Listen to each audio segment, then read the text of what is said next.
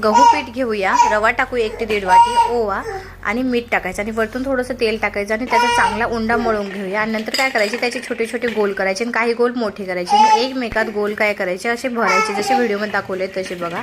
त्यानंतर पाणी घ्यायचे, पाण्यामध्ये हे सगळे गोळे ना टाकून द्यायचे इथं आणि ते उकडायला ठेवून द्यायचे। जर तुम्ही कुकरमध्ये करत असाल तर 2 शिट्टी कुकरचे घेऊ शकता, 2 ते 3 शिट्टी। नंतर हे गोळे तयार झाले आहेत।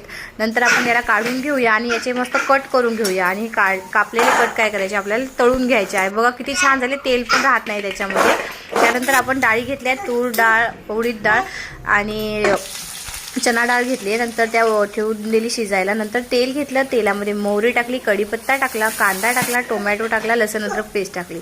नंतर मसाल्यामध्ये लाल मिरची पावडर टाकली, हळद आणि गरम मसाला आणि आपली डाळ ही मिक्स डाळ आपण तयार करून घेतली। तुम्ही त्याच्यामध्ये दुसऱ्या पण डाळी ॲड करू शकता आणि वरतून कोथिंबीर टाकली। हे बघा आपल्या दाल बिट्ट्या तयार झाल्या आहेत। तुमच्या इकडे याला काय म्हणतात नक्की तुम्ही कमेंटमध्ये सांगा।